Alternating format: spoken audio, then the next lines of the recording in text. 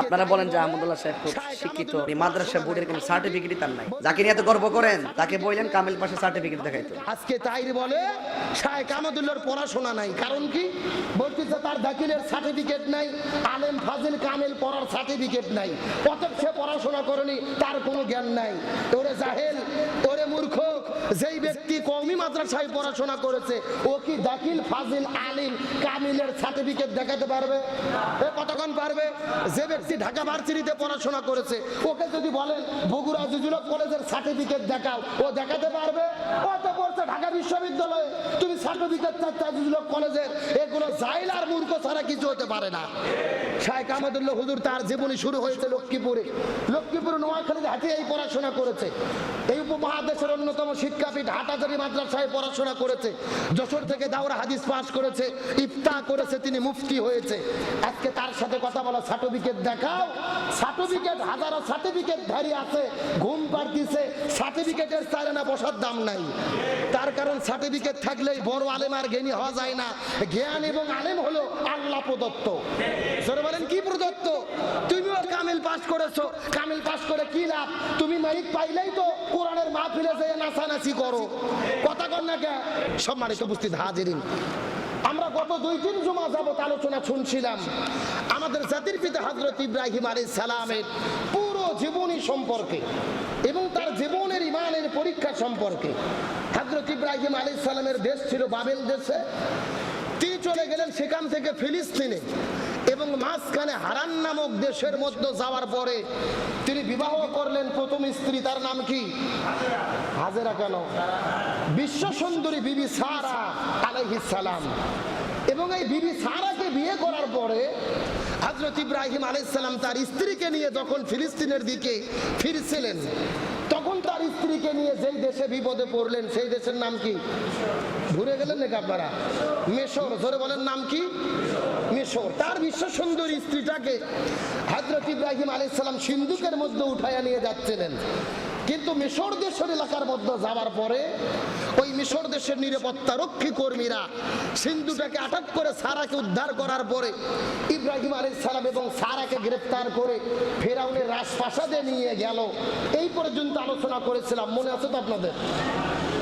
হযরত ইব্রাহিম আলাইহিস সালাম এবং তার স্ত্রী হযরত সারা আলাইহিস সালামকে যখন তার ফিরাউনের সৈন্যবাহিনী গ্রেফতার করে নিয়ে গেলেন, সেই ফিরাউনের রাজপ্রাসাদের মধ্যে নিয়ে যাওয়ার পরে তদানীন্তন শাসক যিনি ছিল ফিরাউন, সারাকে দেখার পরে তার মনের মধ্যে কামনা বাসনা জাগ্রত হলো।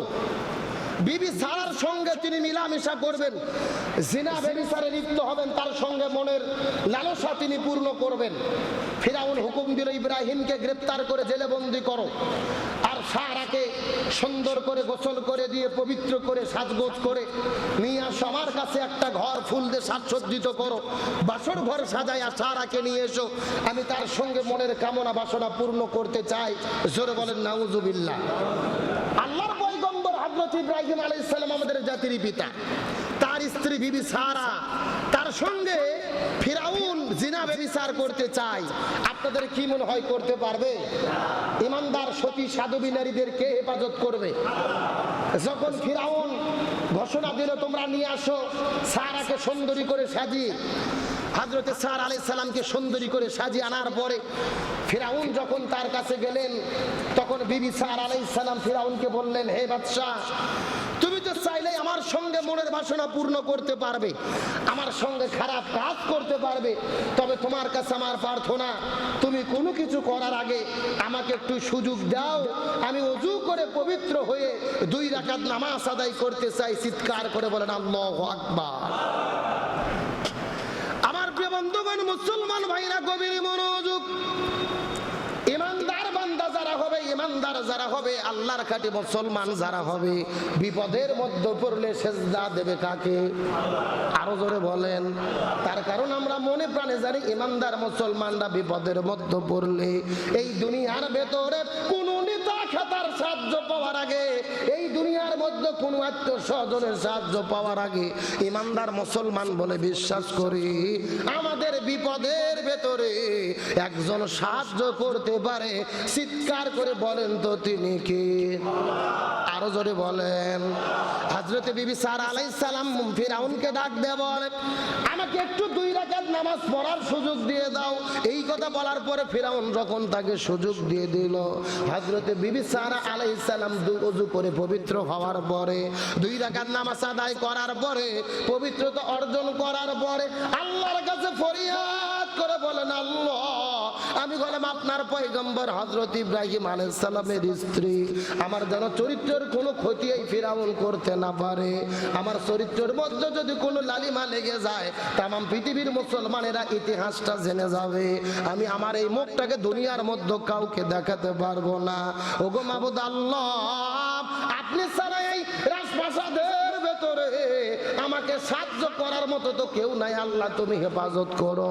এই কথা বলার পরে যখন সারার দোয়া করা শেষ হয়ে গেছে, এই জালেম বাদশা ফিরাউন ওই হযরত ইব্রাহিম আলাইহিস সালামের স্ত্রী সারার সঙ্গে মনের কামনা বাসনা পূর্ণ করার জন্য আস্তে করে যখন তার কাছে যাওয়া শুরু করলো, যখন তার দিকে অগ্রসর হওয়া শুরু করলো, আল্লাহর কি খেলা, সঙ্গে সঙ্গে ফিরাউনের পাটা মাটির মধ্যে ডেবে গেছে।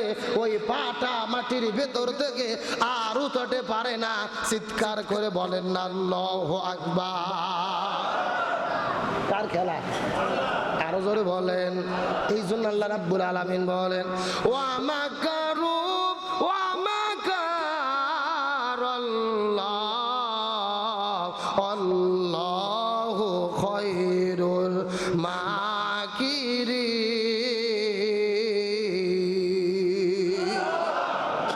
আল্লাহ বলেন, তারা ঈমানদারদেরকে বিপদে ফেলার জন্য ষড়যন্ত্র করে, পরিকল্পনা করে, আমি আল্লাহ তাআলা আমিও কৌশল অবলম্বন করি, নিশ্চয় আমার কৌশল বিজয় হবে, আর ঈমানদারদেরকে আমি হেফাজত করব। সুবহানাল্লাহ বলেন। ফিরাউন যখন বিবি সারার দিকে অগ্রসর হয়েছে, তার পাটা মাটির সঙ্গে ডেবে গেছে, চুম্বকের মতো মাটি তার পাকে গ্রাস করেছে, আর নড়াইতে পারে না। আল্লাহু আকবার বলেন। আমার বন্ধুগণ, মুসলমান ভাইরা, গভীর মনোযোগ। ফিরাউন সুস্থ হওয়ার পরে আল্লাহর শুকর গুজার করে, ইব্রাহিমের শুকর গুজার করে ইব্রাহিম আর সারাকে ডাক দিয়ে বলে, তোমাদের প্রতি বড় কৃতজ্ঞ হয়ে গেলাম। জীবনে যা করেছি ভুল করেছি, এই দুনিয়ায় আর কখনো জেনা ব্যভিচার করব না, এই দুনিয়ায় আর কখনো আমি অন্যায় অপকর্ম করব না। এই কথা বলার পরে রাজপ্রাসাদের মধ্য থেকে হাজার হাজার স্বর্ণ মুদ্রা ইব্রাহিম নবী তার স্ত্রীকে তারা হাদিয়া দিয়ে দিল। সঙ্গে সঙ্গে আর একটা সুন্দরী মেয়েকে আনা হলো, যেই সুন্দরী মেয়েটির নাম হলেন হাজেরা। জোরে বলেন, নাম কি? এই সুন্দরী মেয়েটির নাম হলেন হাজেরা। ফিরাউন ডাকতে বলেন, আল্লাহর পয়গম্বর ইব্রাহিম, এই যে সুন্দরী মেয়েকে দেখতেছো হাজেরা, এই হাজেরা আমার এই রাজপ্রাসাদের মধ্যে দীর্ঘদিন বসবাস করে। একটা ঘটনা শোনার পরে বড় আশ্চর্য হবে। তোমার স্ত্রী যার নাম হলো সারা, এই সারার সঙ্গে আজকে আমি অপকর্ম করতে যাওয়ার পরে যেমন যেমন ঘটনা ঘটেছিল, এই হাজেরার সঙ্গে আজ থেকে 10 বছর আগে আমি এই রকম অপকর্ম করতে যাওয়ার পরে এই রকমই আমার সঙ্গেও ঘটেছিল।